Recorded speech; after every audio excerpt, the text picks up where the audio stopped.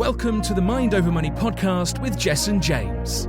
Hey everyone, it's Jessen James here and welcome to another episode of Ask Me Anything. So I hope you are enjoying the series so far. I've been doing these for my viewers and my followers and anybody that likes to ask me anything. And it's just me giving up some time, giving something back to you guys. So welcome to this episode. I hope you guys are well. So we're going to dive straight into it because there's a lot to cover on this episode, but some really, really juicy questions. And if you're new to this show, what typically happens is people get to ask me anything, like anything, advice. I'm your agony uncle, if you want to call it that. People ask me anything to do with business, marketing, sales, mindset, their profession, their relationships. There's just so many things that you can ask me. So if you want to ask me a question on this show, feel free to comment down below and ask your question, and hopefully my team will pick it up so that I can answer your question live next time I do an episode. So let's dive straight into this. The first question is, and we've kept the questions anonymous this time. Before we used to name people's names. Now that's great. Sometimes it works, sometimes it doesn't work. However, we've decided to keep everyone anonymous because sometimes people ask stuff and they don't really want to be named. So I'm just blanket rule now. We're not calling out names. However, often I have a good idea of who's asked the question because I know a lot of you personally.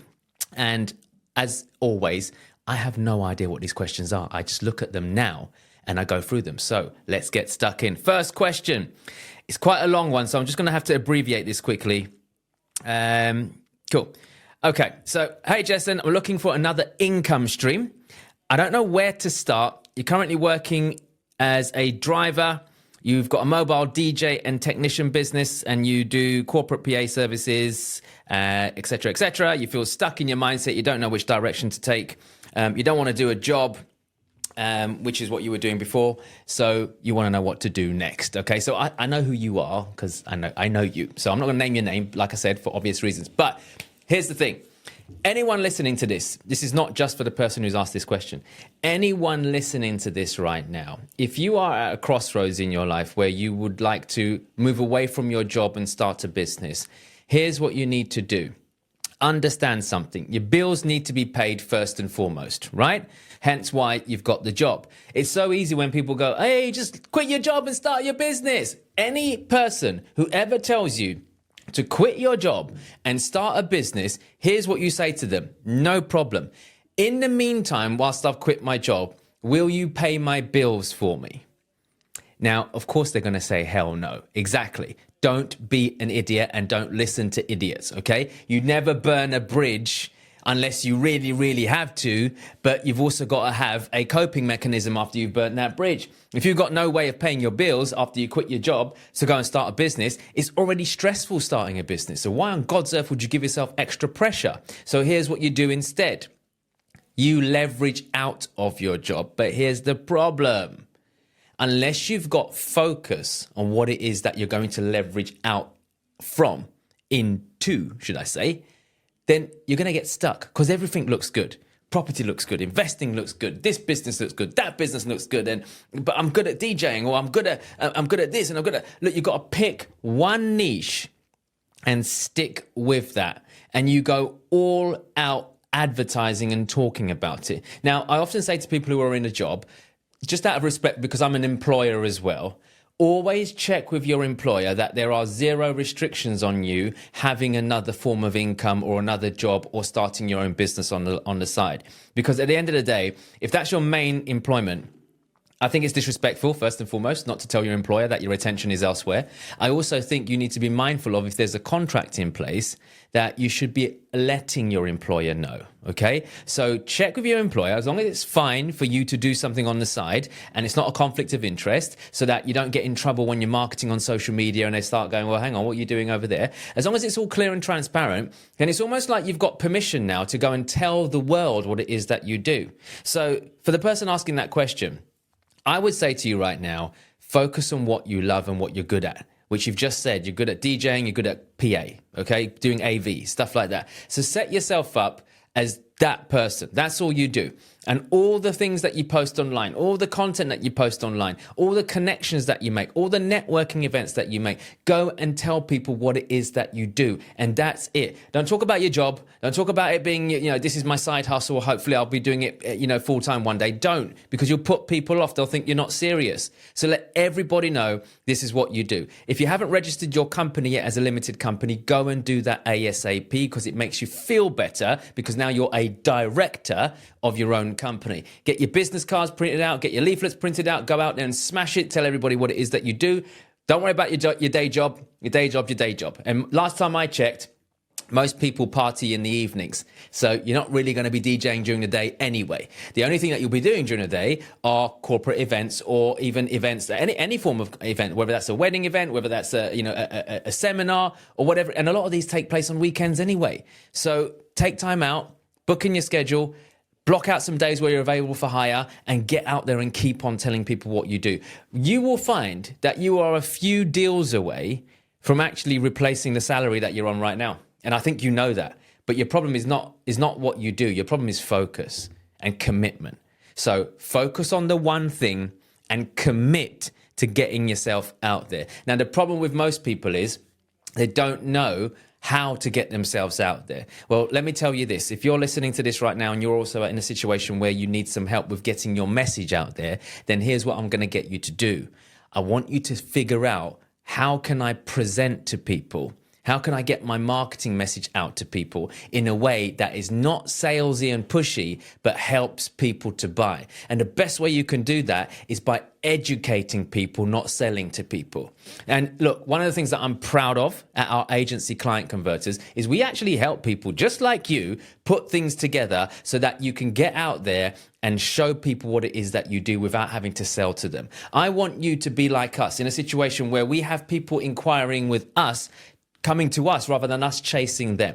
I don't know anybody watching this right now that would love to go out there and constantly seek clients all the time. No one loves doing that.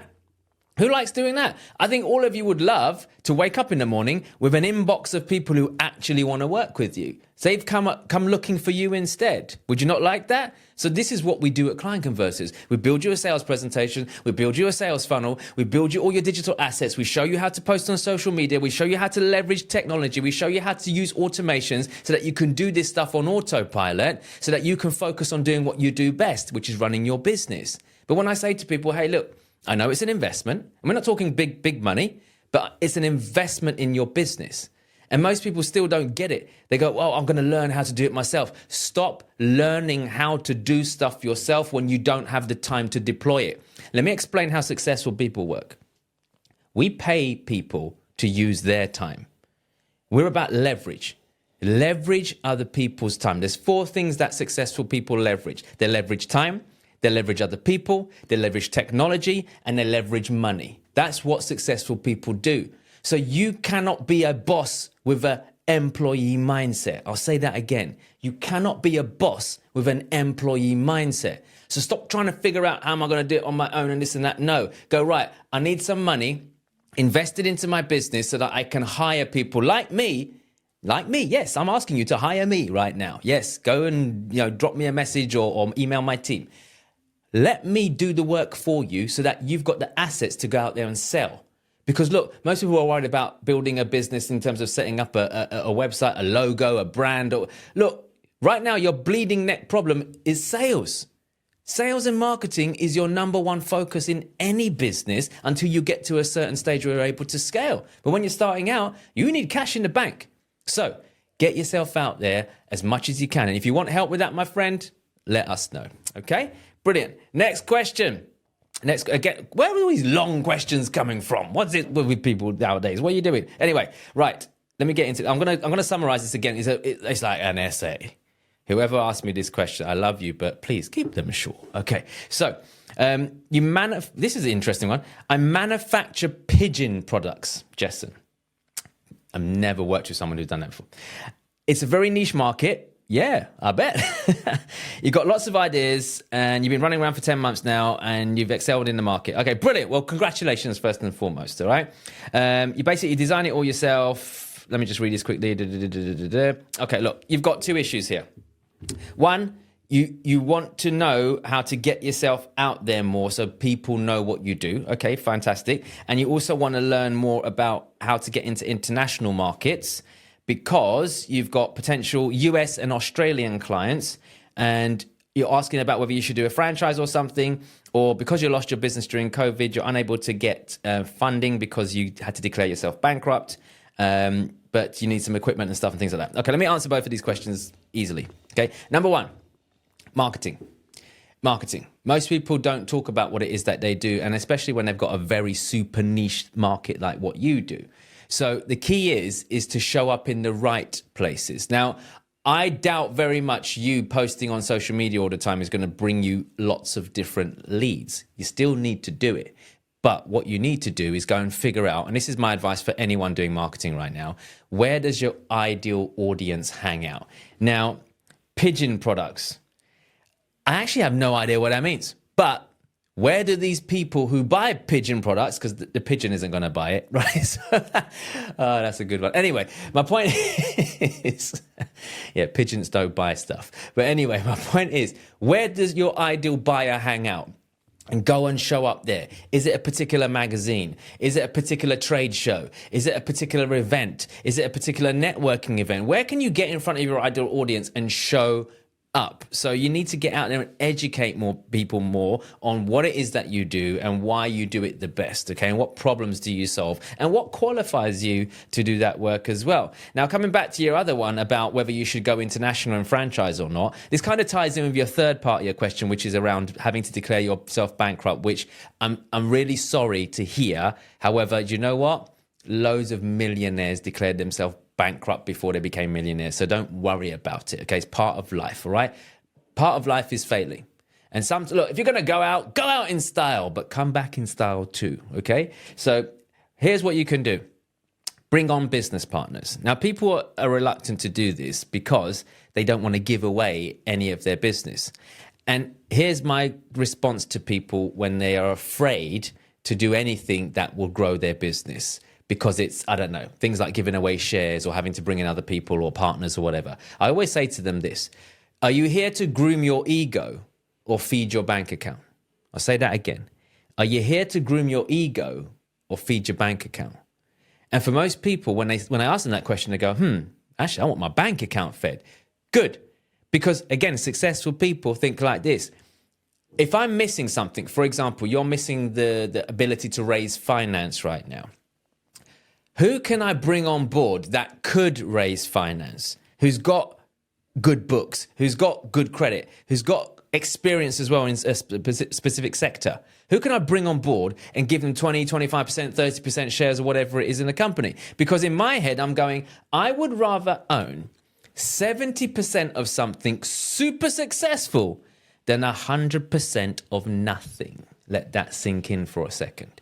So have a think. Who can you bring on board? I start going out there right now and looking for investors or partners, should I say, because you can't really go around saying investors all the time because you've got to be FCA registered for that. However, go and find partners who can help you with raising credit or getting credit lines or finding ways to fund your business. Okay, that's what I would do.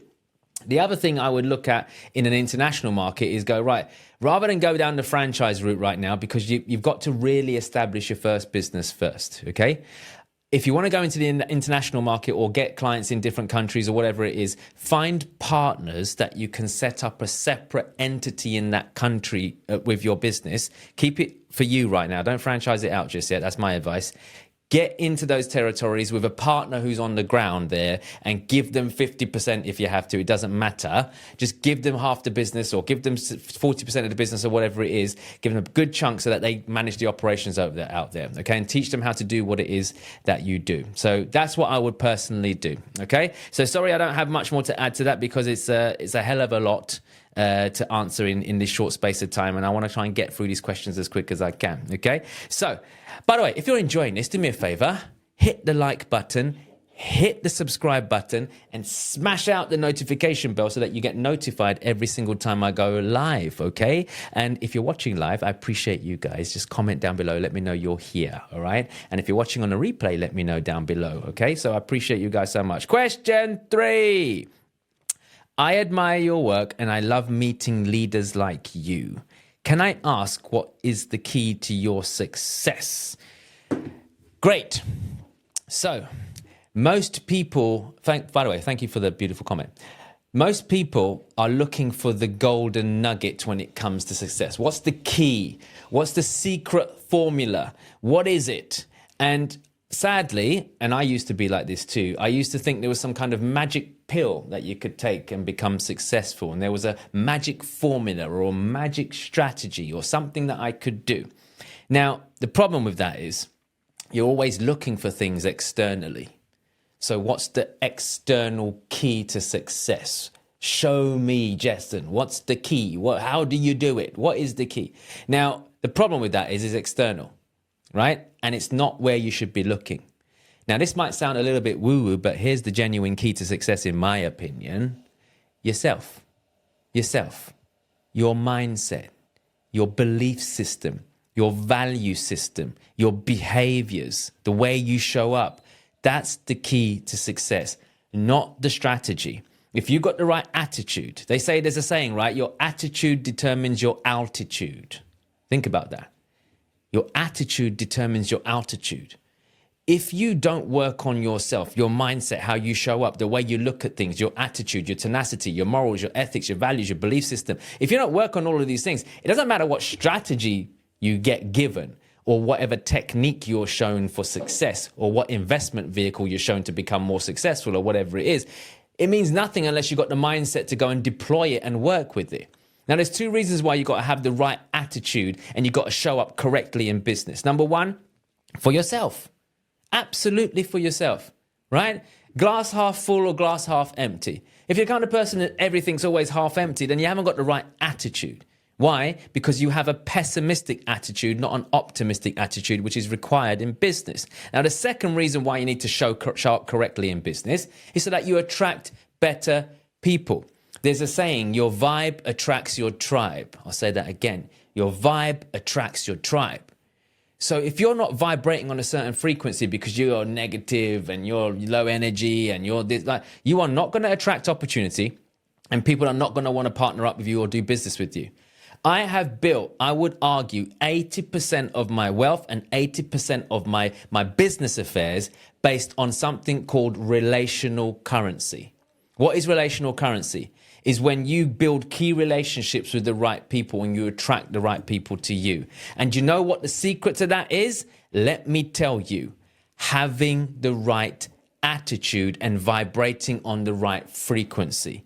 Look, I know this might sound harsh, but I'm going to say it anyway. Why? Because you know I don't like to hold back any punches. If you are someone right now that is negative, pessimistic, low vibration, everyone's always against you, something's always going wrong, your life is always terrible, you're miserable, you're this, you're that, blah, blah. Anytime I give you a solution, you always have a problem for it. If you're that kind of person, stay away from me. Go and sort yourself out and stay away from me. Why? Because I don't want to be around that vibration because you're going to drag me down with you. That might sound harsh, but look, here's another analogy for you. If someone's drowning in the water right now and you're not trained as a rescuer, what is going to happen if you go near that person? They're going to drag you down with them. So I'm going to keep swimming over here in the calm waters whilst you figure out your shit before I come and help you. That's how I operate right now. And you might think I'm being mean, but let me tell you something. Everyone has a choice. Every single person has a choice when it comes to raising their vibration. So if you're sick and tired of being that person that's always moaning all the time, always complaining all the time, always something's always wrong, then do something about it, because I promise you, no one's going to want to do business with you. And what's going to happen is you're going to end up attracting more low vibration people. They say you're the average of the 5 people you spend the most time with. So go and have a look at who's in your circle right now. And I promise you right now, there won't be any high flyers. No one wants to be around that energy. So sort it out. That's what I would say. So the biggest key to success is yourself. That's it. Work on yourself. All right. So great question, though. Amazing. So question number 4. What is the best way to get investors for property business at this present time? Look, everyone talks about When's the best time to invest in property? When's the best time? Should I do it now? Should I do it later? Should I do it next week? Should we wait a year? Is the market going to crash? Look, property works all year round. All year round. There's always a strategy that works in property. So if you want to raise investment for any property deals, you have to ask yourself this. Are you investable? Are you investable? Because I'll come on to the other thing that you need to do in a second. Because at the end of the day, I don't care how good your deal is. I don't care how amazing it is. If you are not the kind of person who finishes what they start, they're a serious player. They don't dilly-dally all the time. They get things done. If you're an action taker, if you're an implementer, if you like to do more than you talk, if you've got the right mindset, if you've got the right tenacity, you've got the right attitude, then yeah, of course, I'm going to want to work with you. But if you're not any of those things, I don't want to know. I don't care how the deal is. I have people throwing deals at me, not just property, all kinds of deals at me, left, right, and center all the time. And I just politely decline a lot of them. And it's not because I'm being mean. It's because the person approaching me, I'm not sure they're quite where they should be. They're either someone who's just done a course or stumbled across a deal somehow. And they're like, hey, Jess, you want to help with this? Like, can you jump on board? And you're trying to leverage me or my contacts or whatever it is, which isn't a problem because we're all leveraging each other. Of course we are. We're doing it to a certain extent. But I've got no space for people who are not serious. So are you investable? Are you dependable? Are you someone who finishes what they start? Are you someone who does what they said they're going to do? Because these are all things that I look out for personally, and that's what's going to happen. So the best way to find investors is to be someone who's investable, number one. Number two, investors will invest if the deal makes sense. That's it. You find a cracking deal, you will find people who want to invest in it. And that is part of the problem. Most people don't know how to find cracking deals. So this is not an episode about property, and I don't have time to go into all of that, okay? But here's the thing. If you find a great deal, then the money will come. I'm a big believer in that, right? Find a deal and the money will come.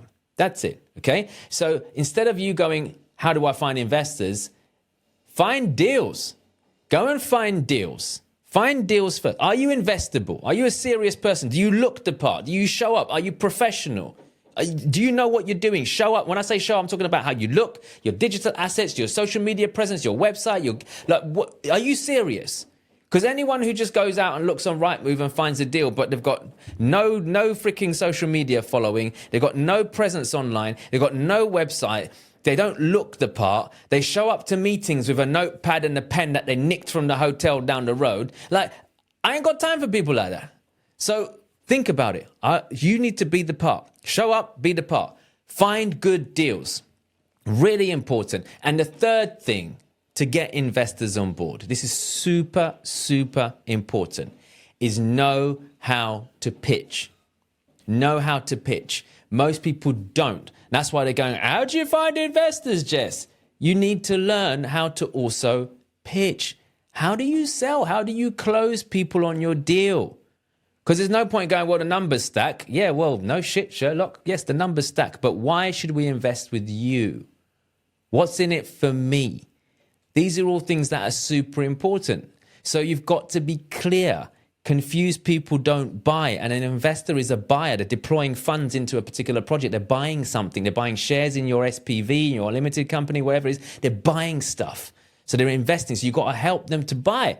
But confused people don't buy. So get your act together. Are you investable? Find good deals. Learn how to pitch. And if you want help with pitching, comment down below and my team will send you some help for you to be able to do that, okay? Most people don't like investing in learning how to sell. That is utter madness. There's two skills every single person needs to master right now. Number one, how to speak and communicate and articulate themselves. Number two, how to sell. You have these two skills, which I possess in abundance. Here's what's going to happen. You'll never worry about money again.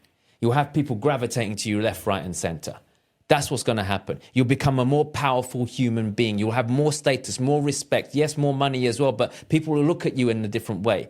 When you show up in the room, people feel your energy. That's how I roll. And I want you to roll the same.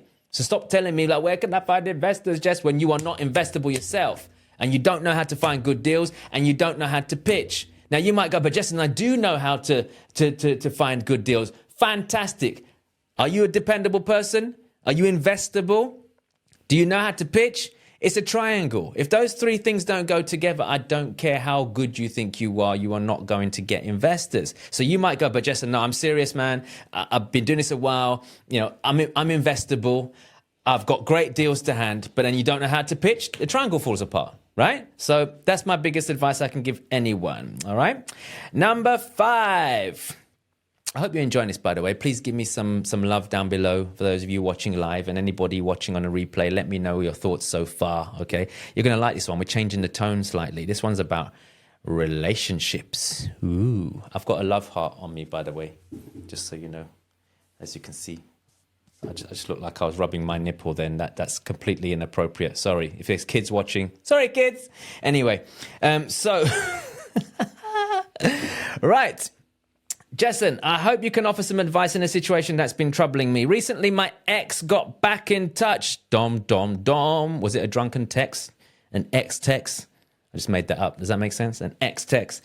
My ex got back in touch and expressed a desire to rekindle our relationship. Ah, how lovely. However, our past relationship didn't serve us well. And I know deep down that they weren't right for me and I wasn't able to give them what they needed from me. Despite my current unhappiness with my situation, I recognize that I can't give my ex what they want from me. I'm feeling conflicted and unsure of how to proceed. How should I handle this situation, Jessen, and what steps can I take to make the best decision for my well-being and theirs? Tell Uncle Jessen. Like I'm some kind of relationship guru. Well, you know what? I know a lot about relationships. I do. So, look, anyone watching this right now who is in a situation where they are about to maybe go back to their ex. And this is very common.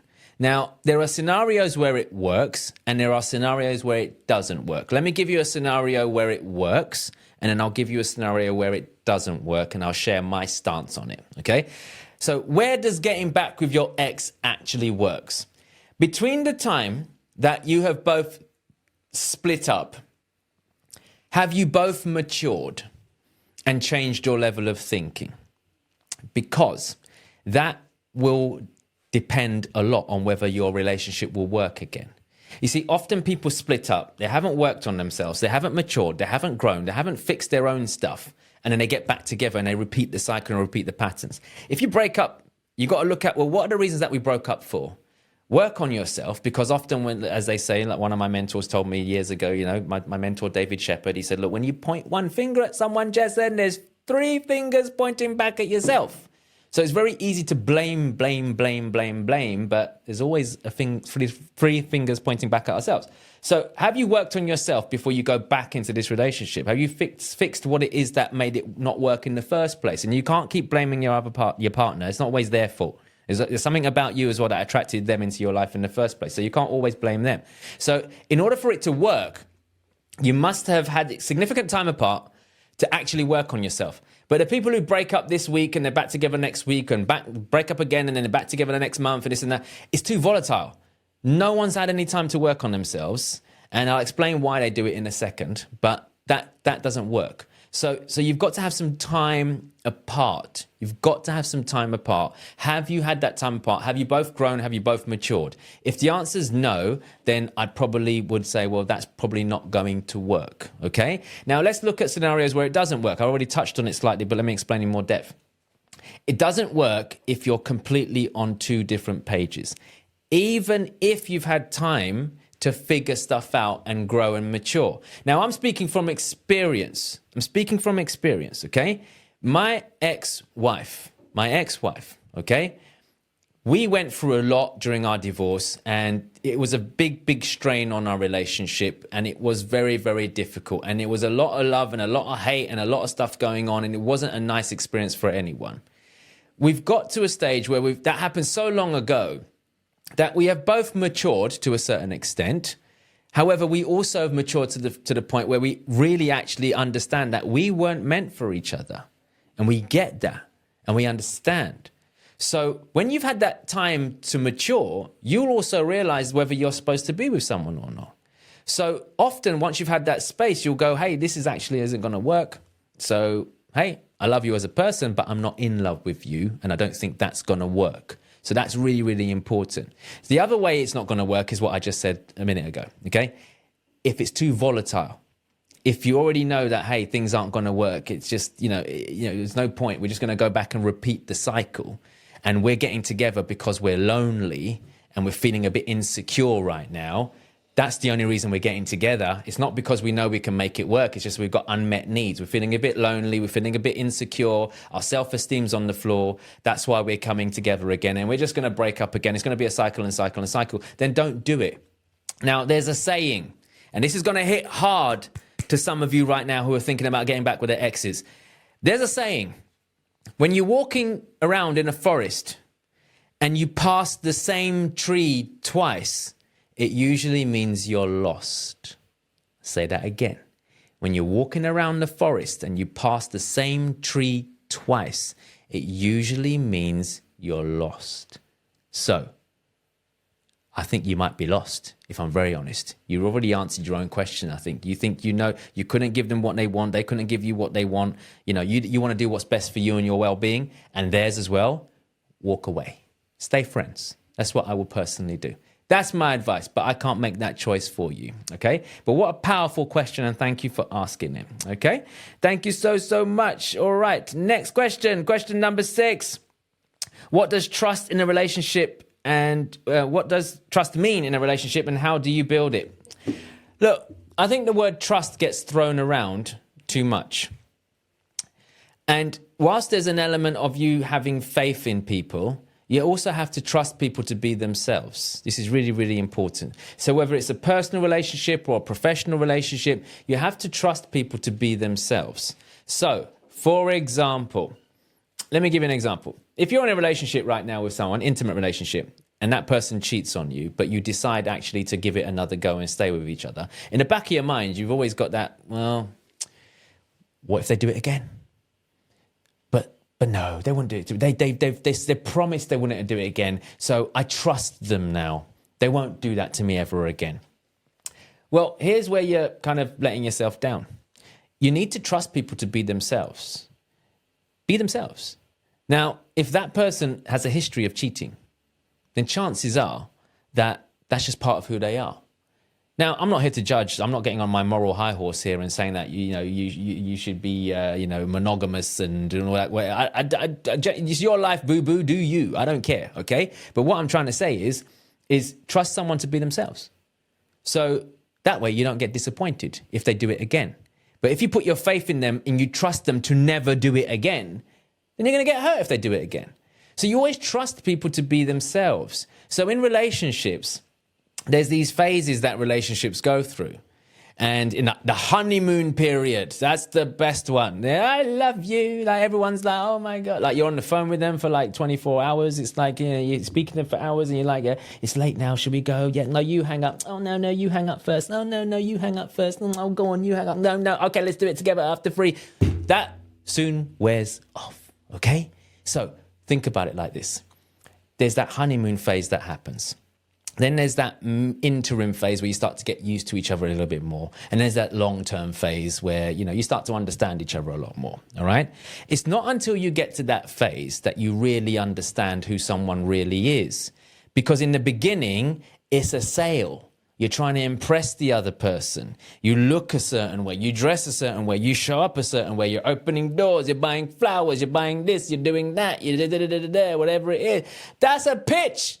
And once you got the deal sealed, you start to relax on those things. Now, that's not a bad thing because selling is selling. Look, if you don't put yourself out there and attract people, you're not going to get the right people. But here's the point. You must give people time to show you who they actually are because the first part is just the pitch. Think about it. So don't get blindsided into thinking that, hey, this person's amazing. They're this, because that all changes at some point. I'm not saying for everyone. Okay, I'm just saying for most people, that all changes. You know what I mean if you're listening to this, okay? So my point is, when you are out there in relationships, is give people time to show you who they really are. Because often you get into relationships and people go, oh, you've changed. I don't believe people change. I don't believe people change. I believe people become who they really are. That's it. So if they start off great, but then they go bad, then they were actually bad to start off with. They were just pitching to you. They were covering stuff up. That's my opinion. So it comes back down to trust. Trust people to be themselves. That's it. Because I genuinely feel when you trust everybody, you get disappointed. Now, don't get me wrong. I have faith in relationships that I have. There are relationships around me, both personal and professional, that I have faith in. Like I've got business partners and I've got team members that work with me that I've got absolute faith in them having my back. And I've got trust in them to be themselves. And what that basically means is they have characteristics that make me want to trust them because that's them being who they are. And they've shown me that. I know there's people who've got my back. So it's not me having trust in people. I'm trusting them to be themselves. So if you're a good person, if you're dependable, if you're someone that shows up, like my kids know they can trust me to be who I am because I'm a provider. I'm always going to have food on the table for them. I'm always going to have their backs. I'm always going to look after them. I'm always going to support them. I'm their dad. I'm going to show up for them. So it's not about trusting me as their dad. It's trusting me to be Jessen. Trust me to be who I am. That's what I do. So have trust in people being themselves, good and bad. Trust a snake to be a snake. Trust a lion to be a lion. That's it. That's what you should be doing. That's my 2 pence worth on trust in relationships. So great question, whoever asked it. Okay. Number 7. These are a lot of relationship. Have I turned into the relationship? Who are like these relationship talk shows? Maybe I should start my own love show, like relationship advice show. Who reckons I should? Let me know in the comments below. Do you think Jessen should start his own talk show on relationships? What do you reckon? Let me know. You'd you turn up? Would you come to it? Would you be a member? Would you participate? Would you like to be on the show? Let me know down below in the comments. And if you're just tuning in, welcome. If you're watching this on a replay, I love you. I appreciate you. Make sure you like, subscribe, smash the notification bell as well, and share this video with as many people as you can, because I'd love people to get more of this knowledge that I give away for free. So, question number 7. How do you approach forgiveness in a relationship, and what helps you move past hurt? Great question. So, look, I'm going to talk about forgiveness in general because it's not just about relationships. Forgiveness in general. Why do we forgive in the first place? Now, most people think that you're forgiving the other person. No, wrong. You forgive for yourself. Why? Because you no longer wish to have this burden of hurt and hatred hanging over you. That's why you release it by forgiving people. But here's the problem.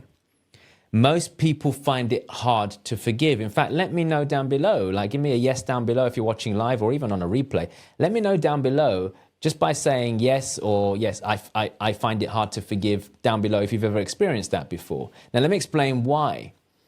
People find it hard to forgive people or situations because of this one thing here: acceptance. We find it hard to accept that that person has wronged us. We find it hard to accept that this situation has occurred. And because we find it hard to accept, we don't forgive. Think about it. So what can we learn from that? It's very, very simple. In order for the healing journey to begin, in order for the forgiveness journey to begin, you must first accept. When you accept that something's gone, you release it. When you release it, you can start healing. So, for example, if someone's wronged you in a relationship and you're finding it hard to forgive them right now, accept it has happened. You can't turn the clock back like most of us are going, I can't believe it happened. It happened. Okay? Wake up. It happened. So stop doing this, oh, I can't believe it happened, because it just actually happened. Now, it might sound brutal, but accept it. It's happened. So when you accept it, you can start to forgive. And remember, you're not forgiving them, you're forgiving them for you, so you can have your own peace. Because I want to tell you something. Don't you ever give your power away to anyone. I'll say it again. Don't you ever give your power away to anyone. You deserve better than that, and you freaking know it. You know you do, right? So you've got to accept for the healing process to begin. So in any relationship right now, whether someone's wronged you or whatever it is, blah, blah, blah, blah, you have to choose. Accept it's happened, let go and move on, okay? Now, there's another little thing on this before I move on to the next question, because I've got to wrap these up real quick. there's this whole saying in life, forgive and forget. Forgive and forget. I don't operate like that. Why? Because I'm not stupid, right? I forgive, but I never forget. And the reason why I don't forget is so that I protect myself from not being hurt again. I learn from it. When you forget, when you delete the pain, when you delete the challenge, when you delete what happened, you don't pick up any lessons from it. So never, ever, ever forget. I forgive, but I'm not forgetting that. Like, that's a mark for me. There's people in my life, or not in my life anymore, actually, that I have forgiven for me. I released them for me. I don't forget. There's people now that I still talk to. They've wronged me. We fell out. Something happened, whatever. We're good. We've made up. We talk. I forgive them. I've released it, but I don't forget. There's business acquaintances where things haven't gone right before, and they made some fundamental errors, which were red flags for me. We ended the relationship. It's amicable. It is what it is, wherever it might be. I've forgiven. But if that person approaches me again and says, hey, Jess, we're going to business again. No, sir, because I haven't forgotten what happened last time. If I forgive and forget, I'll let you in again. And chances are I'm going to have to trust you to be yourself. And last time, you snaked me. So you're probably going to be a snake again. Think about it, okay? So that's my 2 pence worth on forgiveness. Next question. I hope you like that answer. Let me know down below if you like that answer on forgiveness. How do you balance individual needs and desires with the needs of the relationship? Look, this is turning into the relationship show, okay? I didn't even know what the questions were, and I'm wearing a heart on my chest today. This is really apt. But anyway, look, here's the thing. When it comes to managing individual needs and relationship needs, you have to understand something. Couples don't complete each other, right? There's this whole nonsense around my other half. Look at my other half. What half? What, you were born whole. You don't have a half. Like, no one completes you. In relationships, you complement each other. No one completes you. You complement each other. You both bring different things to the equation. Look, whilst we're on the topic, let's talk about men and women.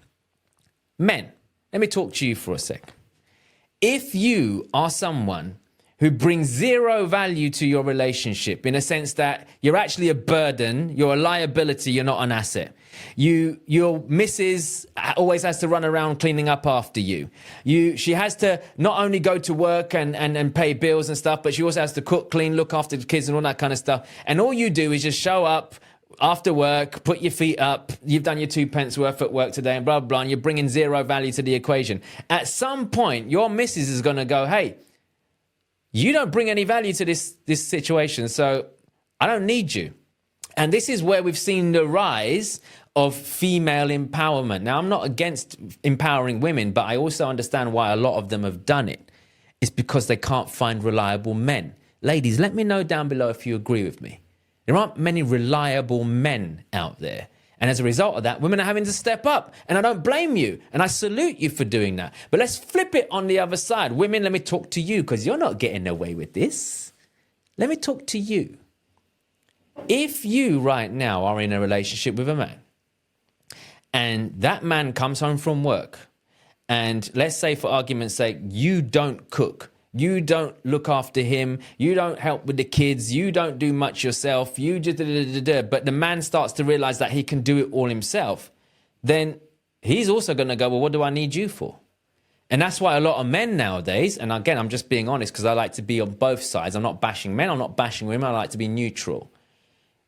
In my opinion, there's a lot of men out there who, I'm sorry, they're high value men. Like, I'm blowing my own trumpet here. I'm a high value man. I provide. I can make money. I'm business minded. I'm entrepreneurial. I work out. I look after myself. I'm a protector. I make money. I can cook. I can clean. I can look after my own kids. I can pretty much do every single thing that needs to be done for me and my family. I can do it all on my own. So I'm a person of high value. So if you're going to be with me, you're going to have to bring something to that equation to complement that situation. Otherwise, I'm not actually going to see what value you bring to the equation. Now, that could be as simple as bringing me peace, bringing me balance, bringing me a safe space. It doesn't mean you need to clean. I pay my cleaner to do that or whatever. It doesn't matter. But what I'm trying to say is, what are you actually bringing to the equation? Because if you bring me more stress, if you bring me more drama, at some point, I'm going to go, why am I even with you? You're not bringing any value to this equation whatsoever. So there's a lot of men out there who are in that situation. The woman isn't bringing any value to the situation. So he's going, well, what? I've sod it. I might as well be on my own. And that's the same with women. Some women are going, I might as well be on my own. So my point is, in relationships, we complement each other. We don't complete each other. You both got to bring something to the equation. Now, I don't care if you disagree with me. You're more than entitled to have your opinion on this. I'm just telling you from my perspective. And the bottom line is, we've all got individual needs, but we've also got collaborative needs. And as a relationship, you've got couple goals, right? They call them couple goals. Fine. You've got needs that need to be met as a couple. But you should also be respectful of each other's individual needs. For example, I'm the kind of person who, whilst I'm great at being out there, I can come across as quite an extrovert and all that kind of stuff. Actually, a lot of the times I'm quite introvert. My team know this. My family know this. There's times where I just want to be left alone. I just want to be on my own. I love my own company at times. I just love being on my own because I'm so much out there in the public eye and talking to people all the time and dealing with stuff and on social media and this and that, blah, blah. There's so much noise around me. Sometimes I just want to sit alone. And it might sound harsh, but sometimes I come home after doing an event or something or whatever. I just want to sit quietly. I don't want to talk to anyone. I literally don't want to talk to anyone. And that's because I need to decompress. That's one of my individual needs. Now, that needs to be respected, in my opinion, by a partner, right? If you're with someone, they need to respect that. But it goes both ways. You also have to respect their individual needs. It's very, very important. So get to know each other. It's super, super important. Get to know each other's love languages, right? You can go and do it online. It's a free test called the 5 love languages, okay? There's 5 love languages. I can't remember what they all are. I think there's words of affirmation, physical touch, gifts, quality time, and acts of kindness. Okay, these are the 5 love languages. And we've all got a primary and secondary one. And you've got to figure out what that person's love language is. Okay, so for example, if your love language, your personal love language is words of affirmation, so say nice things to me and touch me, physical touch, you're going to be stroking your partner's hair and telling them you're beautiful, you're amazing, blah, blah, blah. But that's the way you like to receive love, not them. Their love language might be quality time and gifts. So whilst you're there stroking your woman's hair and saying, oh, baby, you're so beautiful, because that's how you like to receive love, she's like, spend time with me, fool, and buy me shit. That's what she said. But that's her love language, quality time and gifts. So you must learn individual needs, but you also have collaborative needs. And I think if you can establish the collaborative needs and the individual needs, more relationships will do really, really well. Okay? So, Dr. Phil, eat your heart out. Yeah, I need my own talk show. Guys, let me know down below if you think Jessen needs his own talk show. I should have my own talk show. What do you think? Let me know. Right, last few questions and then we're done. Sorry, it's a super long episode this time. I appreciate you being with me. If you're just tuning in, welcome. If you're watching on the replay, I appreciate you. Comment down below. Let me know you're here. Do it now as well, by the way, while I'm reading out the next question. Can you like the page, like this video, sorry. Can you subscribe to my YouTube channel? It'll mean the most to me. Could you also hit the notification bell so you get notified every single time I go live as well? That would mean a lot to me. Thank you. And could you also share this video with someone who might need to hear some of the advice on here? I've dropped some really, really, really cool nuggets here, and I'd love you guys to look at that, okay? Question 9. Okay. Another relationship one. How do you support your partner's personal growth and pursue your own growth in a relationship? So it comes back down to what I just said. You've got to have individual needs and you've got to support your partner's needs as well. It's so, so important. Now, I'm a big believer in relationships that if you don't grow together, you grow apart. It's just how it is, okay? If you don't grow together, you grow apart. It's fact, I'm afraid, okay? So why am I telling you this? Understand what journey it is that your partner's on, but you also have to take time out to align your partner. You've got to tell your partner, this is what I'm doing, this is my journey, this is where I'm going. Now, if you're fortunate enough to be with someone who's on the same journey as you, happy days. But it doesn't mean that they have to be. It just means there needs to be a common mutual respect that, hey, that's your path and this is my path. And if you can be part of each other's paths, even if it's just to support your partner on their path, then things will work out a lot. But if you feel like your partner's pulling against you because they don't agree with what you're doing, then you're not going to feel very supported. And that's when relationships fall apart. So I think it's super important that you support each other on this journey, but it comes down to communication. You must communicate with each other. It's very, very important. Okay? It's a great question. Last two questions real quick. The question is, if you could instantly gain one new skill or talent, what would it be and why? How do you think it would change your life? What an interesting question. I don't need to acquire any more skills or talents. I am God. No, I'm just kidding. Please don't get upset with me for using the word God. Like, I am God, but I'm not God. I'm just joking. Anyway, moving on. So, do you know what? That is an interesting question. What skill, if I could acquire a new skill or talent? I would have to say, if I could in an instant acquire a skill or a talent, it would be a healing skill. Now, when I say healing, it comes from my background as a nurse. Many of you who follow me will know I used to be a psychiatric nurse. I'm a nurse at heart, okay? And I've always been a healer. I've always wanted to help people. I've always wanted to look after people. But there are so many paradigms to healing on different levels: emotional, spiritual, physical pain. If I could get a new skill right now, it'd be one that I could wave a magic wand and heal anyone at any time with any issue going on. It's like a superpower. If I was able to heal people from physical, emotional, spiritual pain, like with a click of a finger, that's a skill I'd like to have. And how would it change my life?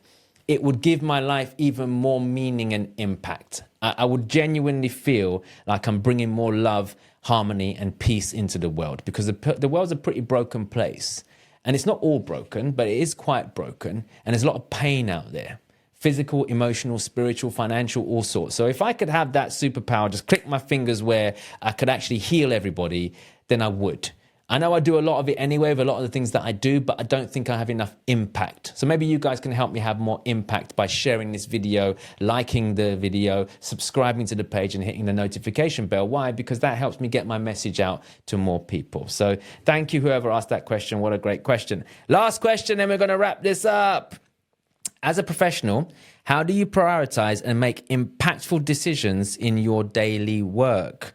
So I'm a big believer in doing the things that matter and focusing on high-level tasks. So even this morning, I had a meeting with my team and a group of people, and we had a conversation that, why am I getting dragged into little tasks? And the reason I'm saying that to you is it's not high value for me. Now, I'm not saying that I'm arrogant and I'm not capable or I'm above doing all the grassroots stuff. What I'm saying is I didn't get to where I am right now to go backwards. That's why I have a team around me, I have other people around me, okay? But if I'm having to roll up my sleeves and get stuck down at grassroots again, then I'm going backwards. So for me, I've got to the stage in my career right now where all I do is I focus on high value tasks to move projects along. So sometimes that could be just 2 hours of work. Sometimes it could be a whole day of work. Like, the other day I pulled 18 hours or something I pulled, and I had to do it because things needed to get done. They were all high value tasks that I needed to move along. But what I'm trying to say is that for me to prioritize my day, it's really important that I focus on high value tasks. Now, there are lots of high value tasks in different areas of your life. So here's what I would say to you. Look at the different areas of your life: personal, professional, financial, okay? And prioritize high-value tasks in those areas. So for me, for example, personal, I prioritize time with my family. Very, very important, especially my kids, okay? My young boys, they're growing up, the family's growing up. I'm trying to spend as much time as I can with them, okay? The next thing I prioritize in my personal life is my health, my well-being. I go to the gym in the morning every single day, apart from on a Sunday. More than likely, I will spend time with the family or whatever, but I do my best to go 5 to 6 times a week, at least, minimum. It's one of my things. I have to do it, okay? So it's prioritizing. High-value task for me. Why? Because if I'm in good health, if I'm of sound mind, if I'm feeling on top of the world, I'm going to show up better in my professional life. So then I prioritize high value tasks in my business. What projects do I need to move along? What things do my team need from me to move the projects along? What advice do I need to give? What strategic decisions do I need to make? And then finally, in the financial situation, is what high level tasks do I need to focus on to bring more money in and manage the money that we've already got? These are my 2 high priority tasks. And I just chunk them up. But you've got to find what works for you. And often we find ourselves doing all the things that don't actually matter. So if you're feeling stuck right now and you're unsure what to prioritize, here's what I advise you do. Brain dump absolutely everything out of your head on a bit of paper that you need to get done. And then I want you to traffic light system them and go, right, what needs to be done right now? What can wait and what can be done later on? And what can I just bin off completely? And if you can do that, happy days. It's that whole paradigm, isn't it? That urgent and important versus important and urgent, that whole matrix. I'm not going to go into it right now. You can Google that. But using that paradigm massively, massively helps. Okay? So I think, my friends, that is it for Ask Jessen Anything. That is a long episode, but I hope you guys enjoyed it. I have enjoyed it. It's turned into a bit of a relationship show today, but I hope you got value from all of my answers. And look, it gives me pleasure to answer these questions because I genuinely feel that I am a wealth of knowledge. And I say that because I've been through a lot, I've experienced a lot of life, and I'm only 18 at the moment. Okay. Oh dear. Anyway, my point is I've experienced a lot, and I have from a very young age. Okay. I do believe I'm probably wise beyond my years, but you know what? That's my blessing. That's the gift God has bestowed upon me, and it's not mine to keep. So if I can be a beacon of light in your life, if I can share a pearl of wisdom with you that massively transports you from where you are right now to where you want to be, that's my purpose. That's my job. It's why I'm here. The only ask I ask of you is that you implement advice that you're given. Because at the end of the day, my only reluctance around doing these shows is that free advice is worth every penny, as they say, right? When people don't pay, they don't pay attention. So please, if anything I've said on this video has resonated with you in any way, do me a favor after you've watched this video. Stop for 5 minutes and implement at least one thing. That could be sending someone a text message based on some of the relationship stuff I've said. That could be putting an email out, putting a social media post out about what it is that you do in business. Anything. Just stop after this video for 5 minutes and do one thing. Because if you can move that needle forwards just a 0.5% or whatever every single day, before you know it, you're in a much, much better place. All right. So I appreciate you. Thank you for watching Jessen's Ask Me Anything. If you're not doing so already, please make sure, look, before you leave, one last thing. Like the video, subscribe to the channel, hit the notification bell so you get notified when I go live. And one more, share it. Share this video with people, please. People need to hear this stuff. All right. Just do it for me. Okay? That's all I'm asking for. Okay. I don't want anything else. Just share it on your social media channels. Tag me on Instagram, on social media, wherever you are when you're doing it, so I can share it to my platform as well and share it to my followers so you get some eyeballs on you as well. Just share, tag, share the video with as many people as you can because somebody might be benefiting from all of the knowledge. And if you've got a question that you might want to ask me on the next one, let me know down below and hopefully we can hook you up. So I appreciate you guys who are watching live. I love you. For those of you watching on a replay, I love you too. Peace out. You've been listening to the Mind Over Money podcast with Jessen James. Don't forget to subscribe and follow on all the channels. Links in the show notes. Please also leave a review and visit www.jessenjames.com to find more resources on how to create the life you deserve.